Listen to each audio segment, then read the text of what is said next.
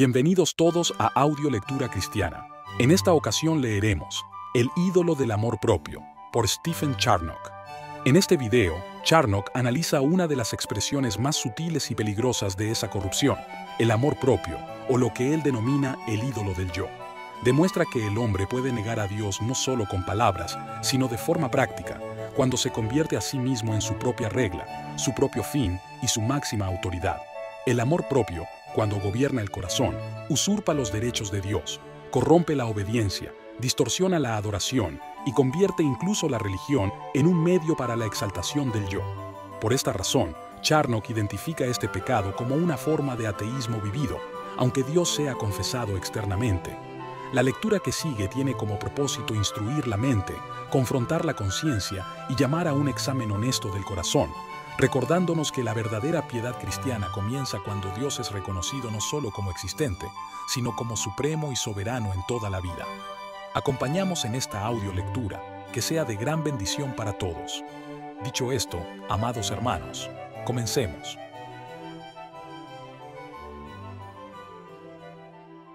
Así como el hombre sería su propia ley, así también sería su propio fin y felicidad en oposición a Dios. Aquí se tratarán 4 cosas. 1.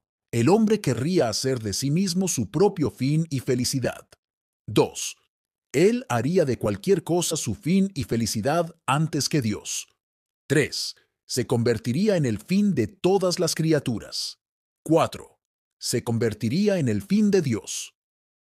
Número 1. El hombre querría hacer de sí mismo su propio fin y felicidad. Así como Dios debe ser considerado la primera causa de nuestra dependencia de Él, así también debe ser nuestro último fin en nuestro disfrute de Él. Cuando confiamos en nosotros mismos, lo rechazamos como la primera causa, y cuando actuamos por nosotros mismos y esperamos una bienaventuranza de nosotros mismos, lo rechazamos como el bien supremo y el último fin. Esto es innegablemente una especie de ateísmo.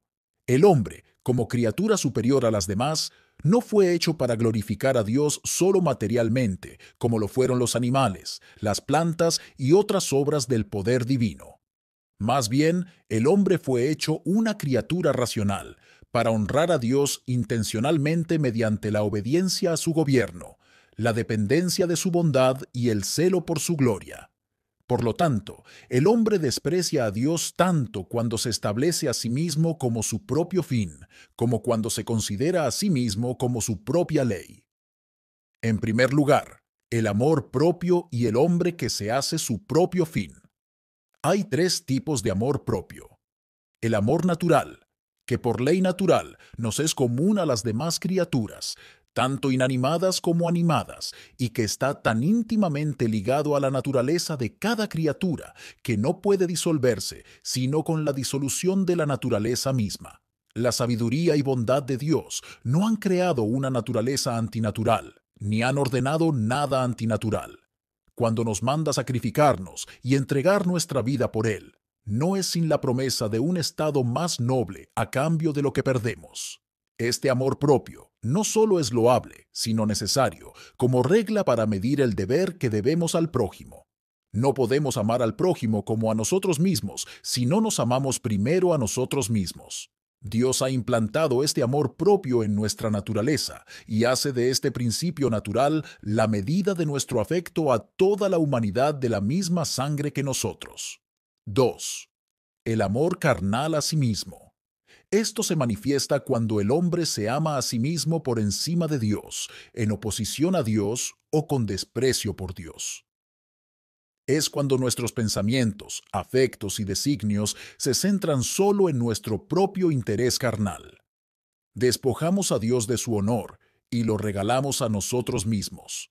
Así, el amor natural a sí mismo, bueno en sí mismo, se vuelve criminal por su exceso cuando quisiera ser superior y no subordinado a Dios. Tercero, el amor propio lleno de gracia. Esto se manifiesta cuando nos amamos a nosotros mismos por fines superiores a nuestra naturaleza como criaturas. Nos amamos a nosotros mismos en sumisión a la gloria de Dios. Esta es una reducción de la criatura rebelde a su verdadero y feliz orden, Por lo tanto, se dice que el cristiano fue creado en Cristo para buenas obras. Efesios 2:10. Como todas las criaturas fueron creadas no solo para sí mismas, sino para el honor de Dios, así también la gracia de la nueva creación lleva al hombre a responder a este fin y a ordenar todas sus operaciones para el honor de Dios y su agrado. El primero proviene de la naturaleza, el segundo del pecado, el tercero de la gracia. El primero es implantado por la creación, el segundo por la corrupción, el tercero por la operación poderosa de la gracia. El amor carnal propio se erige en el lugar de Dios como nuestro último fin, como el mar en el que desembocan todas las pequeñas y grandes corrientes de nuestras acciones. Este amor propio es natural, se adhiere tan cerca de nosotros como nuestras almas. Es tan natural como el pecado, el fundamento de todo el mal en el mundo. Así como el aborrecimiento de uno mismo es la primera piedra que se pone en la conversión, así también un amor propio desordenado fue la primera entrada a toda iniquidad. Así como la gracia es un ascenso desde uno mismo hasta el centro en Dios, así también el pecado es un alejamiento de Dios hacia el fango de un egoísmo carnal. ¿Qué es la ira sino la defensa de uno mismo contra algún mal real o imaginario? ¿De dónde viene la envidia sino del amor propio afligido por su propia falta a la vista del goce de otro? ¿Qué es la impaciencia sino el pesar de que uno no recibe lo que necesita tan rápidamente como desearíamos? ¿Qué es el orgullo sino un sentido de autoestima, un deseo de tener un yo de una elevación superior a la de los demás? ¿Qué es la embriaguez sino buscar satisfacción para el yo sensual en los despojos de la razón? Ningún pecado se comete como pecado, sino como una forma de satisfacer al yo. El pecado puede ser llamado el yo del hombre, porque es la forma que se extiende por todas las partes de nuestra alma. El entendimiento no acepta nada falso, sino bajo la noción de verdad. La voluntad no acepta nada malo, sino bajo la noción de bien. Pero la regla por la que medimos la verdad y la bondad del objeto no es la palabra infalible, sino las inclinaciones del yo, cuya satisfacción es el objetivo de toda nuestra vida. El pecado y el yo son uno solo. Lo que en un lugar se llama vivir para pecar, Romanos 6, en otro se llama vivir para uno mismo, para que los que viven no vivan para sí mismos, segunda de Corintios 5:15. Y por eso, tanto las palabras hebreas como las griegas que se usan en las Escrituras para expresar pecado significan propiamente errar el blanco y desviarse del objetivo al que deben dirigirse todas nuestras acciones, la gloria de Dios. Cuando dejamos de amarnos a nosotros mismos, dejamos de amar a Dios. Por eso, cuando el salmista dice que no hubo nadie que buscara a Dios como su fin último, inmediatamente añade: todos se desviaron de su verdadero objetivo, y por lo tanto se volvieron inmundos. Salmo 14:3. Puesto que es natural, también es universal. No buscar a Dios es tan universal como nuestra ignorancia de Él. Todo hombre en estado natural tiene esto predominante. Todo hombre renovado de este lado del cielo lo tiene parcialmente. El hombre natural lo tiene floreciente, el renovado lo tiene luchando. Apuntar a la gloria de Dios como el fin principal y no vivir para nosotros mismos es la mayor marca de la restauración de la imagen divina, segunda de Corintios 5:15, y la conformidad con Cristo. Él no se glorificó a sí mismo, Hebreos 5:5, sino al Padre, Juan 17:14. Por lo tanto, todo hombre que se revuelca en el fango de la naturaleza corrupta rinde homenaje a sí mismo. Como un hombre renovado es afectado por el honor de Dios. El Espíritu Santo no excluye a nadie de este crimen. Todos buscan su propio interés. Filipenses 2:21. Es raro que miren más allá de sí mismos. Cualquiera que sea el tema inmediato de sus pensamientos e indagaciones, el fin y la meta más altos son su beneficio, su honor o su placer. Sea lo que sea que posea inmediatamente la mente y la voluntad, el yo se sienta como una reina, blande el cetro y ordena las cosas a tal ritmo que Dios queda excluido, y no puede encontrar lugar en todos sus pensamientos. El malvado, por la altivez de su rostro, no busca a Dios.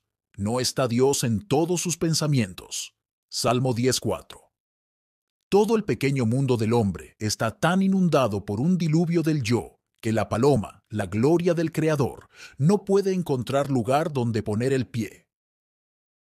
Si el hombre alguna vez le da entrada, es para disfrazar y servir a algún proyecto carnal. El poder de este principio es lo que hace que la conversión sea tan difícil. No hay mayor placer para un alma creyente que entregarse a Dios, ni mayor deseo en ella que el de tener una voluntad firme para servir a los designios del honor de Dios.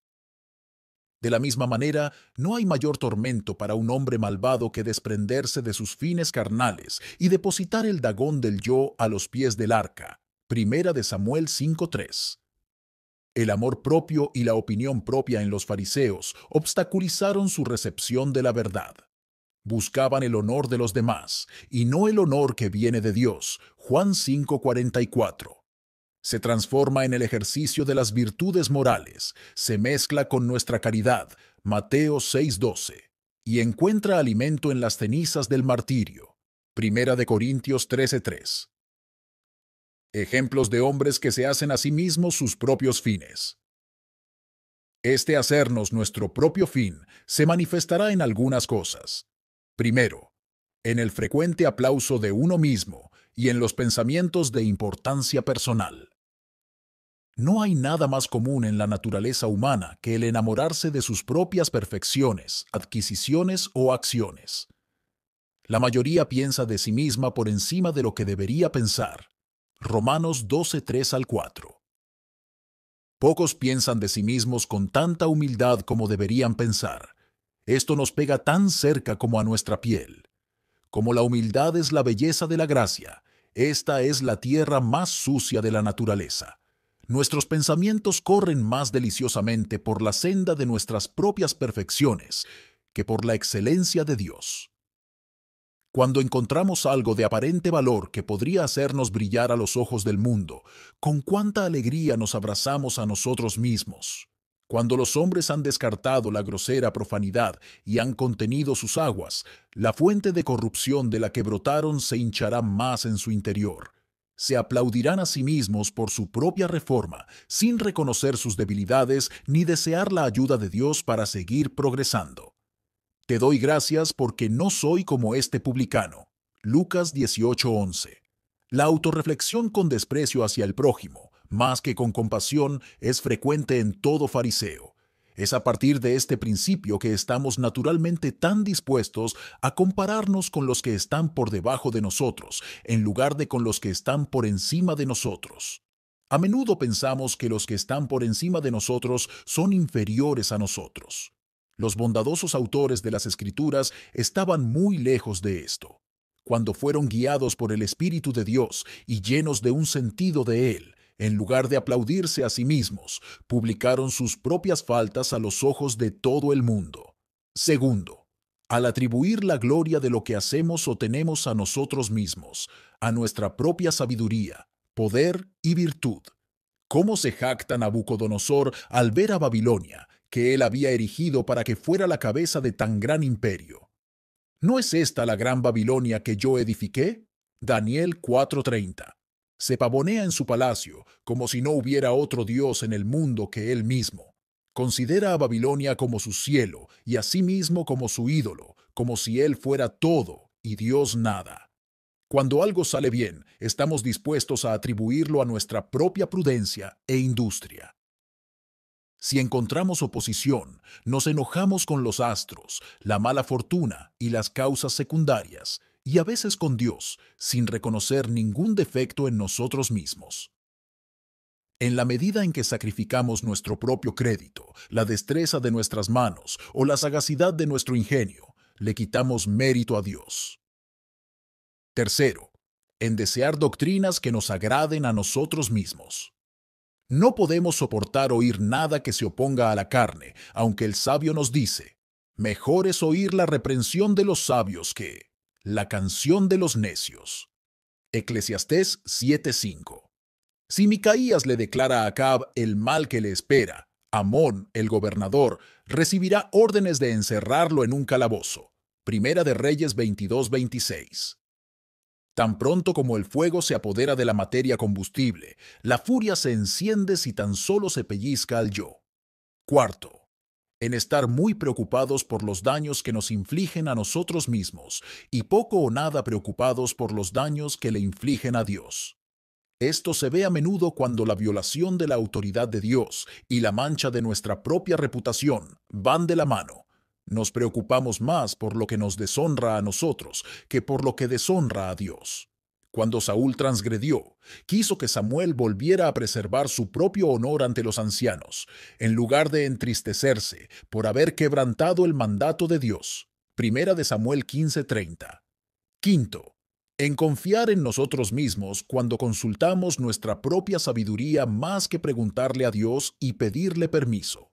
Intentamos hacer cosas con la fuerza de nuestra propia cabeza y habilidades y confiamos en nuestra propia industria, sin acudir a Dios en busca de dirección, bendición y éxito. Reclamamos el privilegio de la deidad y nos hacemos dioses. La confianza en nosotros mismos es deserción de Dios. Jeremías 17:5. Ahora bien, no debemos descuidar la razón y las habilidades que Dios nos ha dado. No debemos necesariamente pasar más tiempo en oración que en consultar sobre nuestros asuntos, sino más bien debemos mezclar nuestras propias intenciones en los negocios con oraciones jaculatorias al cielo y llevar a Dios con nosotros en cada actividad. Pero al mismo tiempo, ciertamente es una idolatría del yo cuando somos más diligentes en prestar atención a nuestra propia inteligencia que fervientes en nuestra búsqueda de Dios. 6. En el servicio que damos al yo carnal contra la luz de nuestra propia conciencia. Vemos esto cuando los hombres de cuidadosa razón y clara sabiduría natural son esclavos voluntarios de sus propias concupiscencias, reman contra la corriente de su propia conciencia y sirven al yo carnal con una vergonzosa y penosa tarea. Hacen del yo carnal su Dios, sacrifican todos los sentimientos de virtud y la tranquilidad de sus vidas al placer, el honor y la satisfacción del yo carnal. Esto es prostituir al representante de Dios, la conciencia, a los afectos carnales. Tienen los ojos cerrados a su luz y sus oídos sordos a su voz, pero están abiertos al más mínimo aliento y susurro del yo, una deuda que la criatura tiene supremamente con Dios. ¿Cómo es esto ateísmo? Se podría decir mucho más, pero veamos qué ateísmo se esconde en esto y cómo atenta contra el honor de Dios. Primero, usurpa la prerrogativa de Dios. Es prerrogativa de Dios ser su propio fin y actuar para su propia gloria, porque no hay nada superior a Él en excelencia y bondad por lo que actuar. Él no obtuvo su ser de nada fuera de sí mismo. Nada lo obliga a actuar por nada más que por sí mismo. Hacer de nosotros mismos nuestro fin último es rivalizar con Dios como el bien supremo y la bienaventuranza para Él, como si fuéramos nuestro propio principio, el autor de nuestro propio ser, y no estuviéramos obligados a un poder superior a nosotros mismos por lo que somos y tenemos. Cuando nos amamos solo a nosotros mismos y no actuamos por ningún otro fin que no sea el nuestro, nos investimos del dominio que es el derecho de Dios y le quitamos la corona de su cabeza. Segundo, desestima a Dios. Cuando nos ponemos a nosotros mismos como fin, estamos diciendo claramente que Dios no es nuestra felicidad. El hombre no puede deshonrar a Dios más que al referir a su propia gloria lo que Dios hizo para su alabanza. Solo Dios tiene derecho a la gloria y a la alabanza de lo que Él ha hecho, y nadie más. El hombre cambia la gloria del Dios incorruptible en una imagen corruptible. Romanos 1:23. Tercero, es una destrucción de Dios en la medida de nuestras posibilidades. Ponernos a nosotros mismos como nuestro fin anula la verdadera deidad. Al rendirnos el respeto y el honor que merecemos a Dios, hacemos que el verdadero Dios no sea Dios. Quien se hace rey sobre los derechos y territorios de su príncipe, manifiesta su intención de expulsarlo de su gobierno. Elegirnos a nosotros mismos como nuestro fin es desdivinizar a Dios, ya que ser el fin último de una criatura racional es un derecho de Dios. Por lo tanto, no poner a Dios sino a nosotros mismos siempre por delante es reconocer que no hay otro ser que nosotros mismos como Dios. 2. El hombre haría de cualquier cosa su fin y su felicidad antes que de Dios. El fin es tan necesario para todas nuestras acciones que quien no se proponga un fin para sí mismo no merece ser llamado criatura racional. Esta es la distinción entre las criaturas racionales y las demás. Las criaturas racionales actúan con intención formal, mientras que las demás criaturas tienden a su fin por instinto natural. Las demás criaturas son movidas por naturaleza, a lo que las criaturas racionales deben ser movidas por la razón. Por lo tanto, cuando un hombre actúa por un fin que no le fue previsto por la ley de su creación, o un fin que no es adecuado a las nobles facultades de su alma, actúa contra Dios, trastorna su orden y no merece mejor título que el de ateo. ¿Cómo hacemos que algo sea nuestro fin? Se puede decir que un hombre hace de una cosa su fin último y su bien principal de dos maneras. 1. Formalmente. Cuando el hombre juzga que tal o cual cosa es su bien supremo y dirige todo hacia él. El hombre no juzga formalmente que el pecado sea bueno, ni que cualquier objeto que sea el incentivo del pecado sea su fin último. No puede juzgar que el pecado sea bueno mientras tenga el ejercicio de sus facultades racionales. Segundo, virtual e implícitamente. Cuando ama algo en contra del mandato de Dios. Cuando, por sus acciones habituales, prefiere el disfrute de algo antes que a Dios. Cuando dedica más fuerzas y más tiempo a conseguirlo que a cumplir el verdadero fin de su creación. Cuando actúa como si algo inferior a Dios pudiera hacerlo feliz sin Dios, o como si Dios no pudiera hacerlo feliz sin la adición de algo más.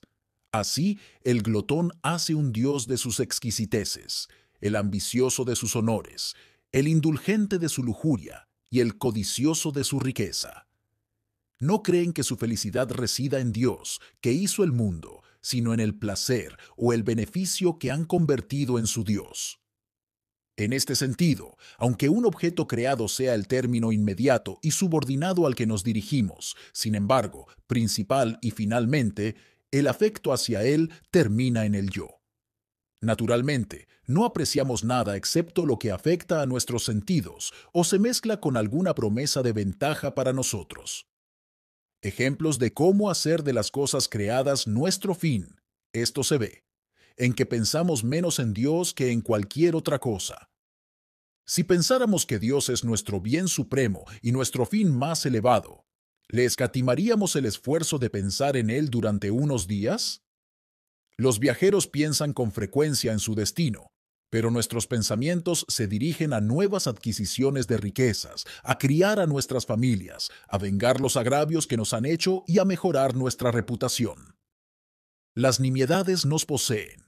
Dios no está en todos nuestros pensamientos, Salmo 10:4, y rara vez es el único objeto de ellos.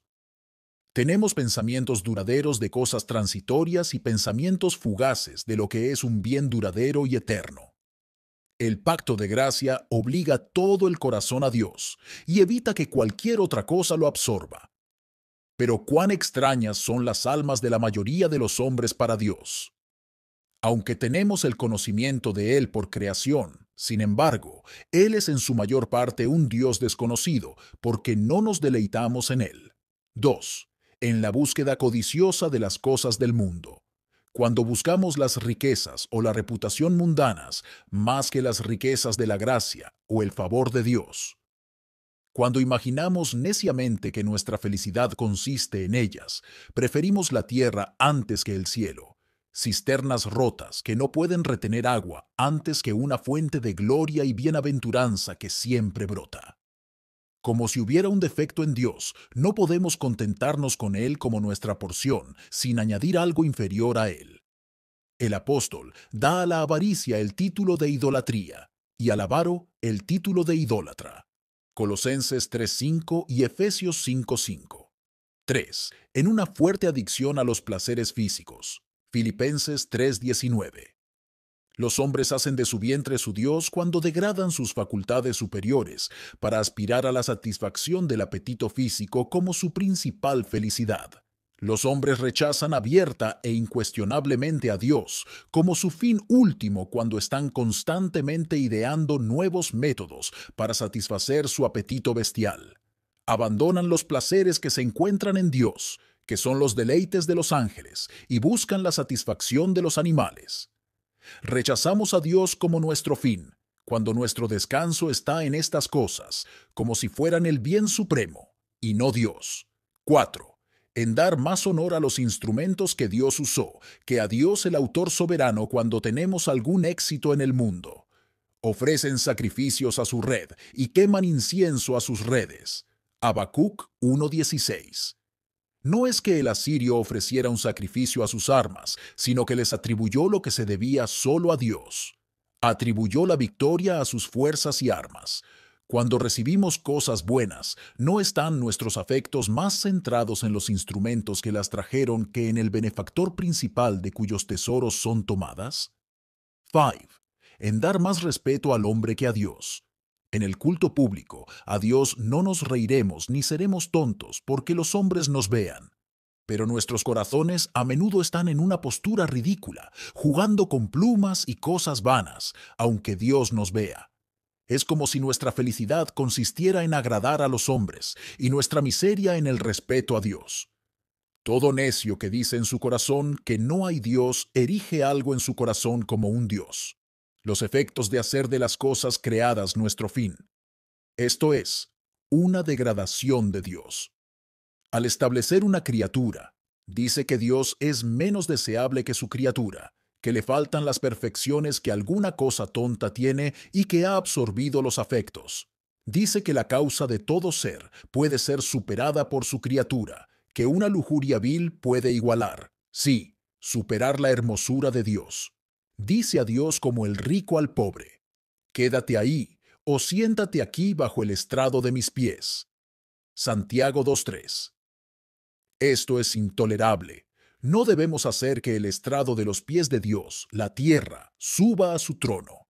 No debemos poner en nuestro corazón lo que Dios ha hecho aún más bajo que nosotros mismos, bajo nuestros pies. No debemos hacer que lo que pisoteamos desplace los derechos que Dios tiene sobre nuestros corazones. Es peor que si una reina se enamorara de una pequeña estatua de su príncipe en el palacio y despreciara su belleza en persona.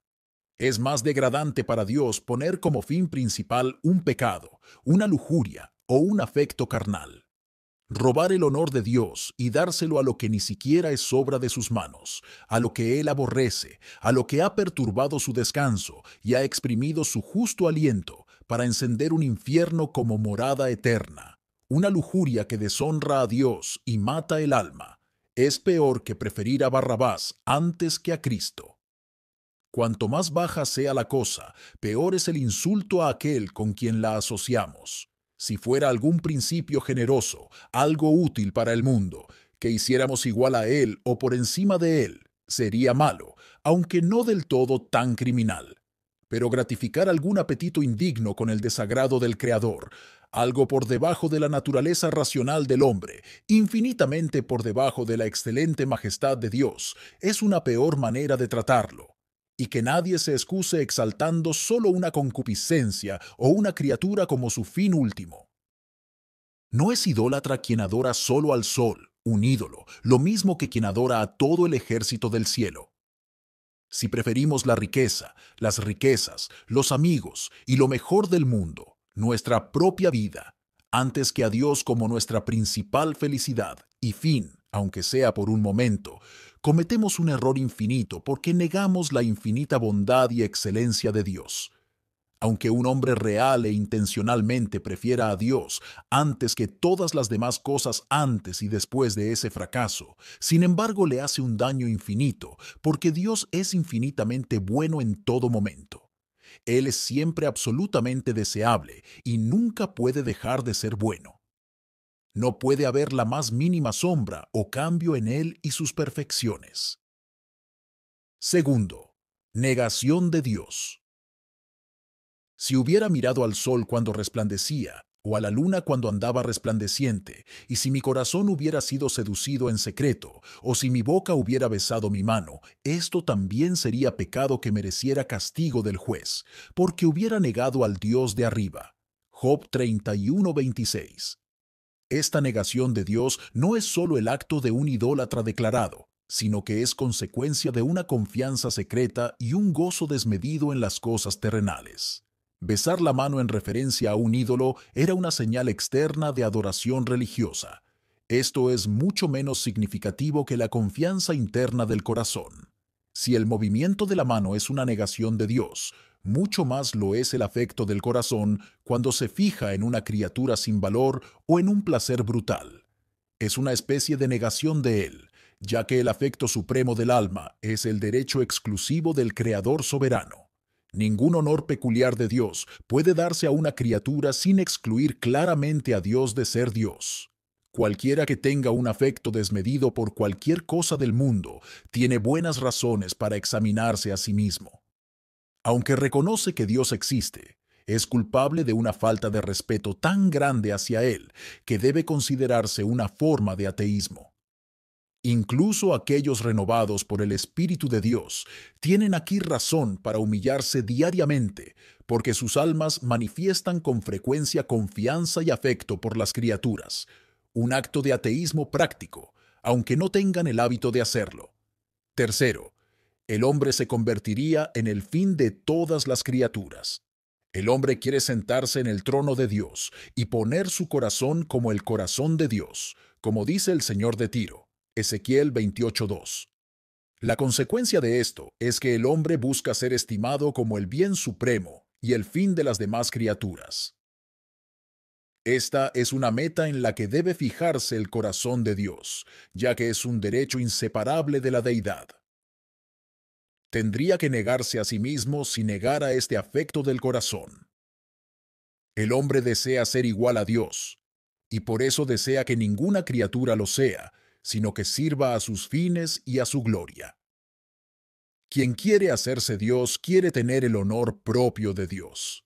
Quien se cree digno de su supremo afecto, se cree digno de ser objeto del supremo afecto de los demás. Nada es más natural al hombre que el deseo de que su propio juicio sea la regla y medida del juicio y las opiniones del resto de la humanidad. Quien se pone en el lugar del príncipe, con ese acto desafía todas las prerrogativas y deberes que pertenecen al príncipe. Quien se cree apto para ser rey, se cree digno del homenaje y la lealtad de los súbditos. Quien se ama a sí mismo principalmente y a todas las demás cosas y personas por sí mismo, se convertiría en el fin de todas las criaturas. Esto es evidente en el orgullo. Cuando tenemos una alta opinión de nosotros mismos y actuamos en función de nuestra propia reputación, desposeemos a Dios de nuestro propio corazón. Mientras que queremos que nuestra fama esté en boca de todos y que seamos admirados en el corazón de los hombres, queremos expulsar a Dios de sus corazones y negar a su gloria una residencia en cualquier otro lugar. Todo hombre orgulloso quiere ser considerado por los demás de la misma manera que se considera a sí mismo, la mayor muestra de bondad. Quiere ser adorado por los demás tanto como se adora y admira a sí mismo. Ningún hombre orgulloso en su amor propio y autoadmiración se cree equivocado. Si es digno de su propia admiración, se cree digno de la más alta estima de los demás. Ellos deben valorarlo por encima de ellos mismos y valorarse solo por él. 2. En el uso de otras criaturas en contra del fin designado por Dios. Dios creó el mundo y todas las cosas que hay en él como escalones por los cuales los hombres pudieran ascender para verlo a él y reconocer su gloria. Pero nosotros los usaríamos para deshonrar a Dios y satisfacernos a nosotros mismos. Él designó a las criaturas para que satisficieran nuestras necesidades y apoyaran nuestros deleites racionales. Pero nosotros las usamos para alimentar nuestros deseos pecaminosos. Convertimos las cosas que Él creó para sí en instrumentos de rebelión contra Él para que nos sirvan. Esto es una gran deshonra para Dios, un socavamiento sacrílego de su gloria. Pervierte todo el orden del mundo y lo dirige hacia otro fin que el que Dios ha constituido. Como todas las cosas fueron hechas por Dios, también lo son para Dios. Pero cuando aspiramos a ser el fin de otras criaturas, envidiamos a Dios el honor de ser el Creador. Tercero, esto es diabólico. El diablo ha sido arrojado del estado de ángel de luz a la oscuridad, la vileza y la miseria, para ser la criatura más maldita. Todo esto se debió a que primero quiso la autoridad en el cielo. Sin embargo, todavía aspira a rivalizar con Dios, aunque sabe que es imposible lograrlo. Como todos los hombres son por naturaleza hijos del diablo, la simiente de la serpiente, tienen algo de este veneno en su naturaleza, junto con sus otras cualidades. Vemos que hay un ateísmo monstruoso acechando bajo la creencia en un Dios. El diablo sabe que hay un Dios, pero actúa como un ateo, y lo mismo hacen sus hijos. 4. El hombre se convertiría en el fin de Dios. Quien se hace su propia ley y fin en lugar de Dios, hace de Dios el súbdito y de sí mismo el soberano. Quien se sienta en el trono de un príncipe, pone al príncipe a sus pies. Nuestro afecto hacia Dios debería centrarse en Él como el objeto infinito, nuestra felicidad principal y fin supremo. Nuestros afectos hacia nosotros mismos deberían ser finitos. Deberían referirse en última instancia a Dios como el origen de nuestro ser. Pero el pecado ha vuelto los afectos del hombre totalmente hacia sí mismo. Cuando debería amar a Dios primero y amarse a sí mismo por amor a Dios, ahora se ama a sí mismo primero y a Dios para gratificarse a sí mismo. El amor a Dios se ha perdido y el amor a uno mismo ha tomado el trono. A menudo intentamos complacernos a nosotros mismos cuando pretendemos buscar el honor de Dios. Hacemos de nuestro Creador una herramienta para nuestros propios fines. Evidencia de que el hombre se convierte en el fin de Dios. Esto es evidente en nuestro amor a Dios por algunos beneficios agradables que Él distribuye. Los hombres tienen una especie de amor natural hacia Dios, pero es secundario. Aman a Dios porque Él les da las cosas buenas de este mundo, les prepara la mesa, les llena la copa, les colma las arcas y les trae providencias sorprendentemente buenas. Todas las apostasías de los hombres en el mundo dan testimonio de esto. Actúan con devoción mientras tienen una profesión próspera, pero no cargan ni una sola pieza de la cruz para servir realmente a Dios. Un tiempo de prueba descubre que estas almas mercenarias son más amantes de sí mismas que de su Creador. Fingen amistad con Dios, pero en realidad aman la lujuria y solo usan a Dios. El carácter de un buen hombre es el opuesto.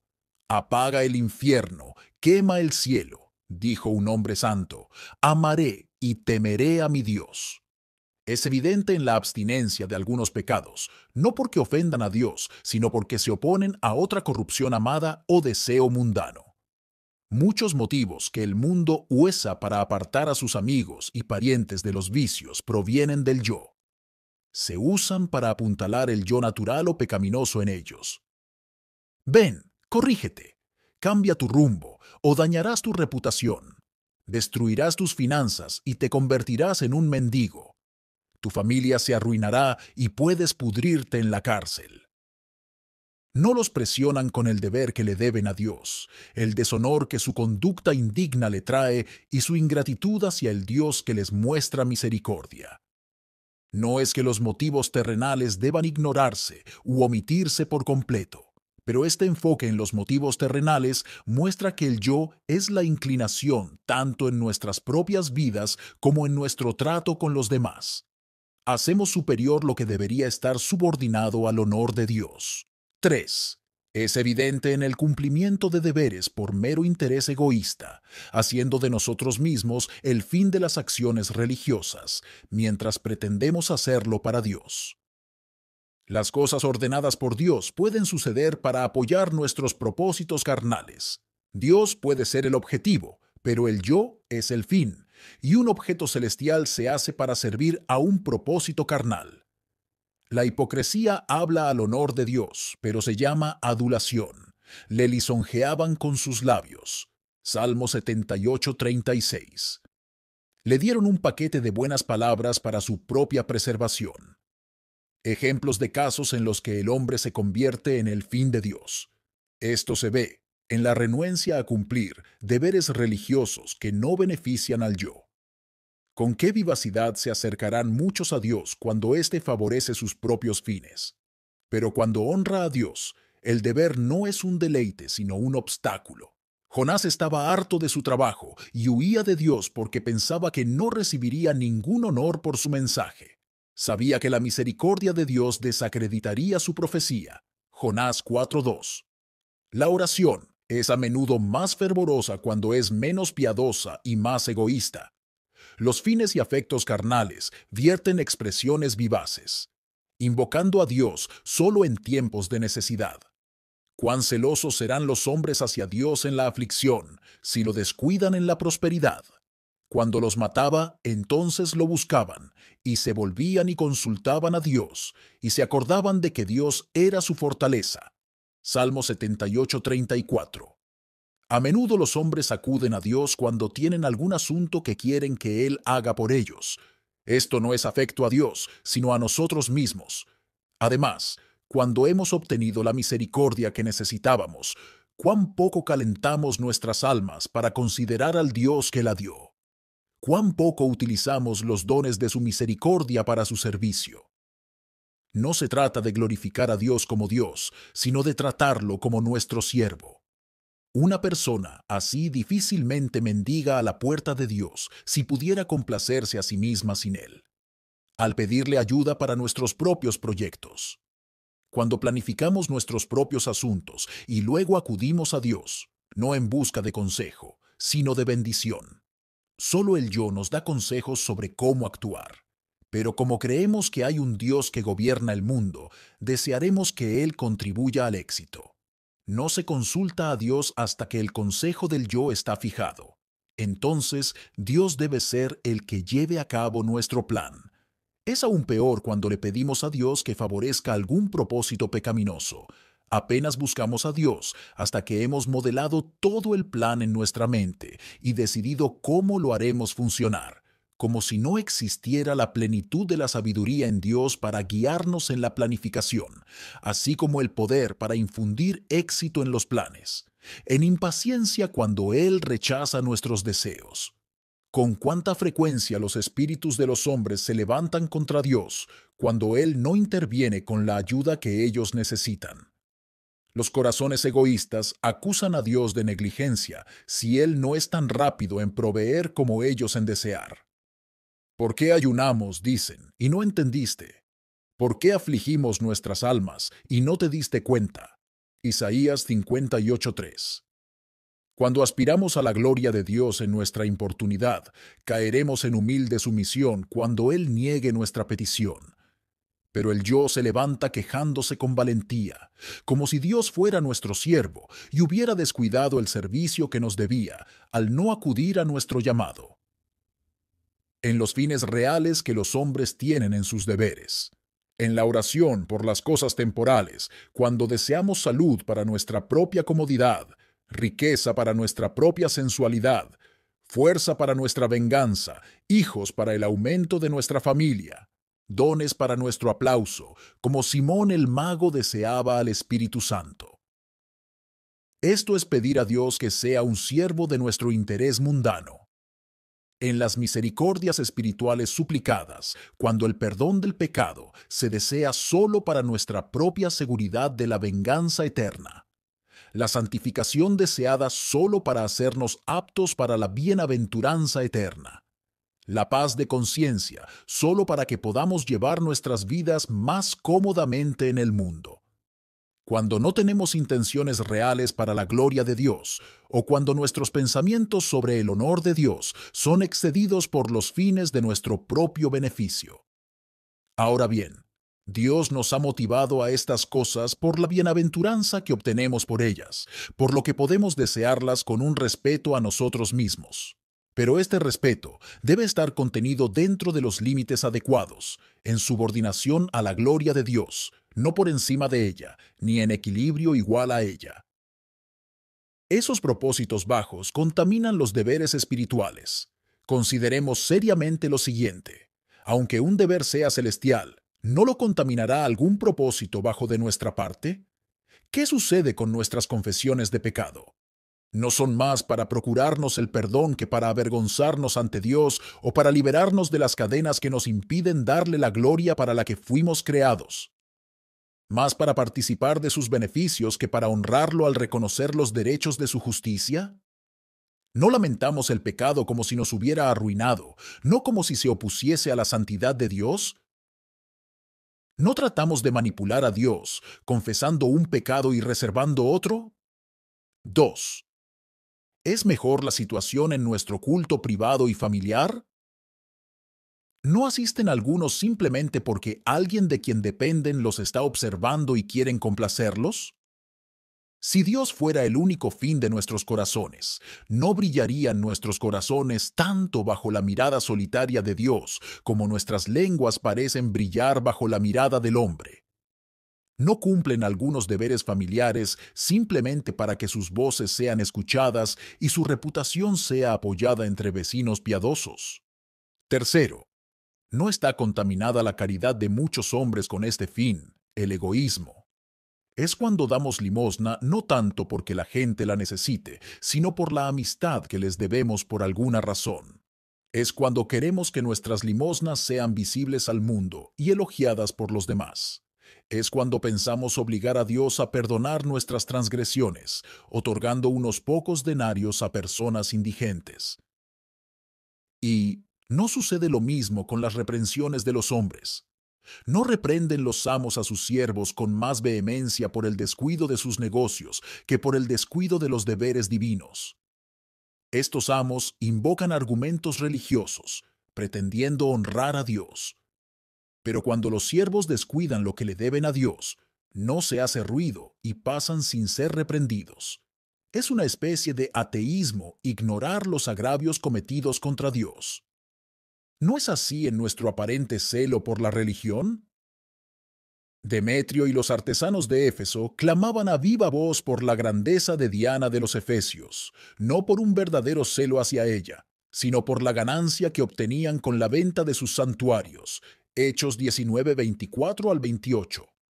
Al utilizar el nombre de Dios para excusar nuestro pecado, formamos una opinión que apoya nuestras lujurias y luego escarbamos profundamente en las Escrituras para encontrar muletas que la sustenten y autoricen nuestras prácticas. Los hombres darán gracias a Dios por lo que obtuvieron por medios ilícitos, ocultando su deshonestidad con su nombre. Los judíos apelaron a la ley de Dios para la crucifixión de su Hijo. Nosotros tenemos una ley, y según nuestra ley debe morir. Juan 19:7. Querían hacer de Dios un cómplice de su venganza privada. Los efectos de hacerse el fin de Dios. ¿No es todo esto un alto grado de ateísmo? Menosprecia a Dios. Otros pecados atacan a la criatura y a las cosas externas, pero actuar en los servicios religiosos para sí mismo hace que el Creador mismo se someta a la criatura. Hace que Dios contribuya al placer del diablo. Es un insulto mayor que arrojar los regalos de un príncipe a una manada de cerdos repugnantes. 2. Porque menosprecia a Dios, lo desdivina o lo destrona. Actúa como si fuéramos los señores y Dios nuestro siervo. Coloca fines terrenales en el lugar de Dios, quien debería ser nuestro fin último en cada acción. Muchas gracias por escuchar Audio Lectura Cristiana. Que el Señor les bendiga, amados hermanos. Hasta la próxima.